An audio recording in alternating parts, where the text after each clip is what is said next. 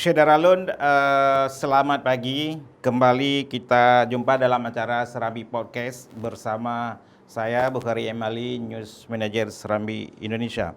Syederalun, saat ini kita kembali mengangkat tema dengan bekerja sama dengan Universitas Tuku Umar Melabuh dengan tema dengan semangat implementasi kampus merdeka, kita perkuat hilirisasi produk melalui agro dan marine industry menuju Indonesia maju dan sejahtera. Memang agak panjang Saudara Alun tema kali ini. Untuk itu Saudara Alun di studio sudah hadir Rektor UTU Bapak Profesor Dr. Jasman J. Ma'ruf SE MBA. Saudara Alun, Pak Jasman ini adalah seorang putra Mengkik, Aceh Selatan. Kalau saya tidak salah, kelahiran 16 September 1960, Pak. Ya, kalau melihat bulan lahirnya sama kita, Pak. Oh gitu. Ya, cuma memilih jalur yang berbeda. Ya, bintangnya sama ya. Iya, Saudara Alun, Pak Jasman adalah rektor pertama Universitas Tuku Umar saat dinegrikan. Ya. Beliau dilantik pada 20 Mei 26 Mei 2014. Betul. Oleh Profesor Muhammad Nuh. Betul. Itu yang pertama, Pak ya. Pertama. Kemudian yang kedua dilantik pada tanggal 20 Juni. 26 Juni. 26 Juni 2018 oleh Profesor Muhammad Nasir. Oh ya. Iya, betul, Pak. Ya, jadi ini sudah 2 periode dan mungkin tahun depan akan mengakhiri pengabdiannya. Betul. Saudara Alun, banyak sekali prestasi yang ditoreh oleh Pak Jasman ketika memimpin Universitas Tuku Umar ini, Saudara Alun. Dan salah satu yang mungkin masih viral saat ini, beliau kemarin berhasil menempatkan Universitas Tuku Umar ini sebagai juara pertama dengan nilai sempurna, Pak ya. 100 dalam IQ. IQ itu indikator kinerja utama. Tapi banyak yang belum tahu, Pak Jasman, apa kira-kira ini IQ ini apa sebetulnya, Pak Jasman? Oh iya, baik. Assalamualaikum warahmatullahi wabarakatuh. Para pemirsa sekalian, saya beruntung hari ini ditemani oleh sahabat baik saya, Pak Bukhari, dalam bincang-bincang pagi ini menyangkut tentang tentu yang disampaikan tadi, yaitu bagaimana kita menghadapi masa depan dengan kondisi agroemiring kita. Kebetulan UTU akan melaksanakan Dies Natalis ke-15 sejak UTU lahir ya. Meskipun di tempat lain yang diperingati itu adalah hari penegrian. Kita menghargai sejarah, maka sejak awal pun kita hitung. Makanya hitungannya sebenarnya 15 tahun, tapi kalau negeri kan baru 7 tahun, menjelang 8 tahun. 8 tahun. Oke. Jadi karena itu ini kita suatu hal yang mungkin ya perlu kita juga sampaikan bahwa ini kita terus menerus akan menghargai dan menghormati dari sejarah yang ada gitu ya. Jadi secara utuh tanggal 11 ini kita peringati Dies Natalis ke-15 ya. Untuk negeri mungkin kita akan laksanakan nanti 1 April tahun depan, namanya disebut dengan Milad. Milad UTU Negeri. Milad UTU Negeri gitu ya. Itu terhitung dari sejak Milad teringat gam kita, Pak. Jadi itu ya, di perayaan tadi ya, kepada kita akan sampaikan beberapa hal penting ya. Menyangkut tentang IQ ya. IQ itu kan indikator kinerja utama. Ya. Sekarang kementerian melihatnya dari segi proses ya, lebih kepada proses. Dulu orang cenderung melihatnya dari segi input. Kenapa? Karena kalau input itu tidak diproses dengan baik, tidak digunakan dengan baik, tidak dioptimalkan dengan baik, outputnya itu akan lebih rendah.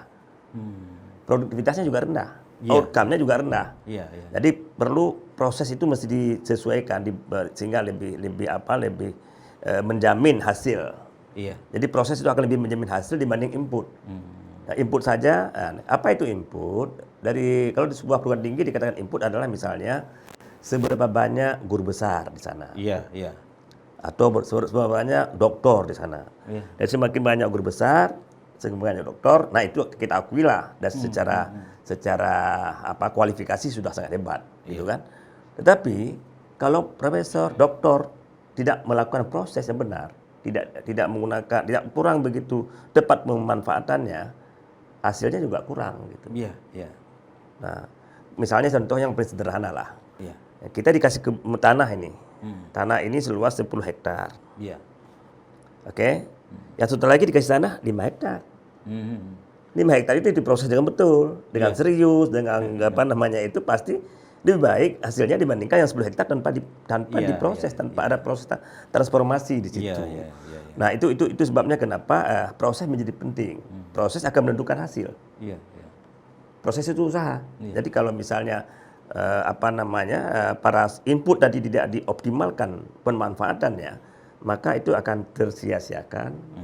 Jadi karena itu Bapak Menteri dengan Kampus Merdeka Mereka Belajar ini itu lebih banyak di prosesnya. Iya, iya. Nah, jadi apa saja salah satu yang tadi yang disebutkan yaitu IKU 6 itu adalah indikator kinerja utama tentang kerjasama. Oh, membangun link ya? Kerjasama. Seberapa banyak kita bekerjasama, seberapa banyak terimplementasikan kerjasama tersebut. Dulu orang hitung jumlah MOU. MOU itu input. Itu MOU itu input. Tapi kan ada artinya MOU itu beratus pun input. Namanya MOU hanya ditempel di dinding, sama sekali nggak berarti. Tidak ada tindak lanjut ya? Tidak ada lanjut. Nah, sementara kita kan dikatakan proses itu seberapa implementatifkah MOU itu sampai ke tingkat program studi. Iya, iya. Nah, harus dibuktikan dengan link berita, dibuktikan dengan macam-macam. Oh, dicek Pak ya? Dicek, ya kan? Kemudian ada SPK. Kemudian harus jelas juga berapa kontribusi mereka dan berapa kita. Nah, itu. Jadi setiap prodi itu kita itu oleh kementerian didorong untuk apa namanya implementatif. Iya.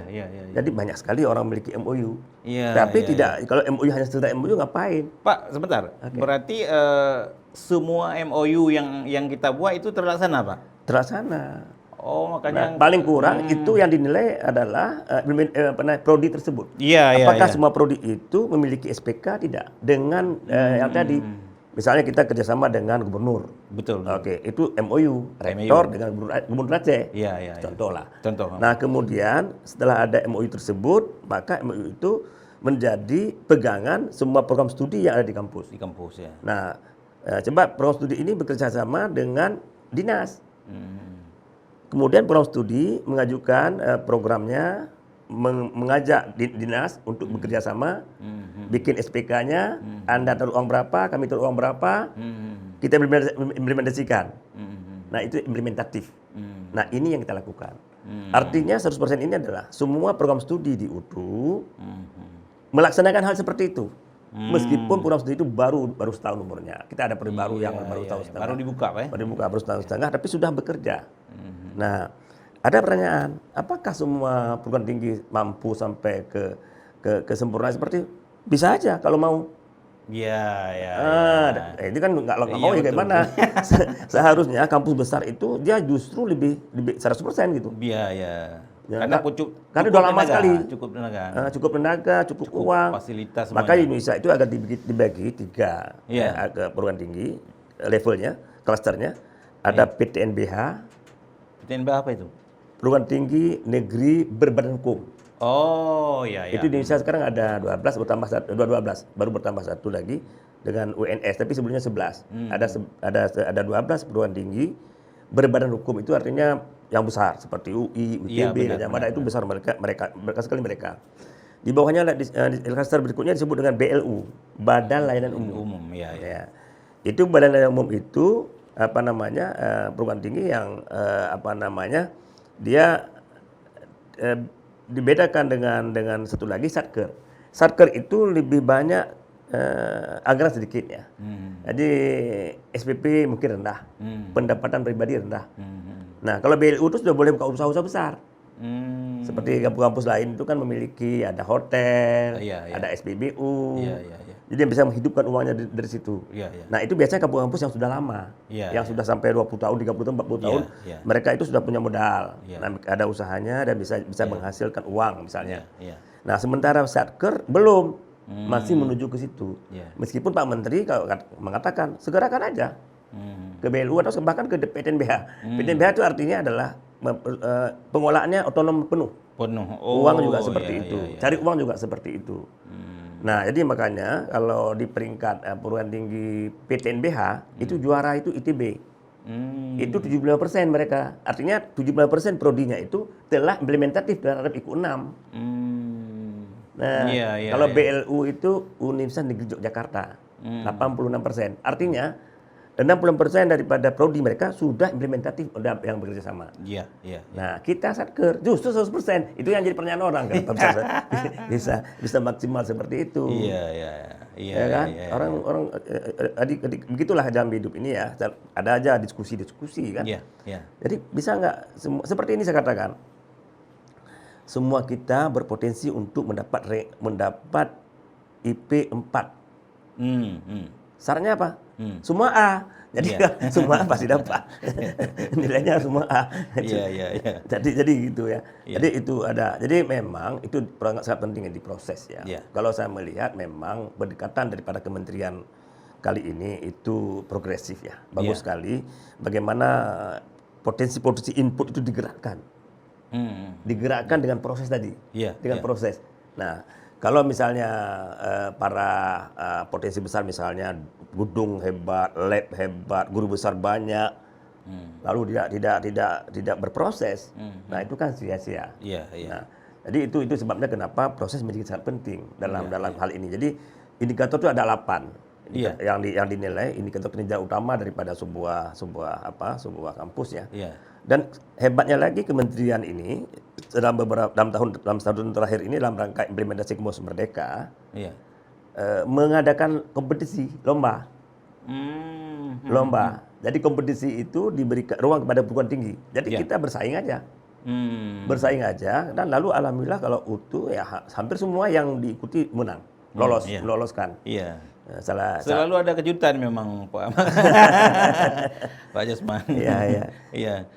Jadi IKU kemarin itu kan ini kalau secara Keseluruhan dia kan ada dua nilainya. Ada pencapaian, ada yang disebut pertumbuhan. Sebagai kampus yang baru, itu yang paling penting adalah pertumbuhan.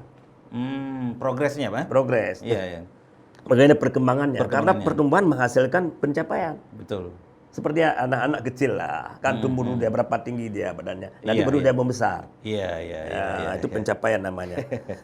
Jadi kalau kita untuk tingkat Sumatera, kita peringkat ketiga utuh. Untuk semua perguruan tinggi yang ada di Sumatera. Untuk pertumbuhan. Iya. Apapun di Sumatera ini, Iya, iya. makanya ingin saya sampaikan ya, kalau suka sekali ya di media itu. Termasuk Unsiyah, Pak ya? Jangan, Ya, itulah. jelas di Sumatera. Di Sumatera apa aja.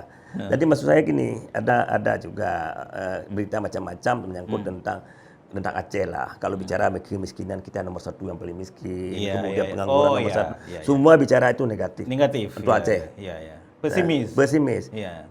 Ternyata bukan hanya itu semua Betul, gitu. betul, Perguruan iya, tinggi iya. kita enggak. Iya, iya, iya. Perguruan tinggi bahkan kita ranking ketiga kan gitu, Iya. di atas dari segi pertumbuhan. Iya, Nah, iya. gitu seperti itu ya.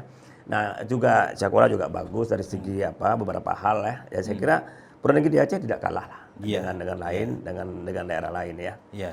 Nah, saya kira itu yang yang berhubungan dengan indikator kinerja utama yang Iya. paling penting ya dilihat bahwa ada 8 indikator tadi. Bahkan ada juga yang pertama seberapa cepat lulusan mendapatkan pekerjaan juga ada skor-skornya. Skornya ya. Seberapa banyak kemudian dosen mahasiswa di luar kampus Iya, juga ada. Iya. Kita karena kita mengejar magang tadi maka kita perlu bekerja sama. Iya. Jadi ini hari-hari ini kita hampir 500 juga mahasiswa kita berada di luar kampus. Iya, iya. Di mana-mana dia ada. Karena apa? Karena kita memang harus implementatif lah. Iya, Ya. iya. Gitu dia.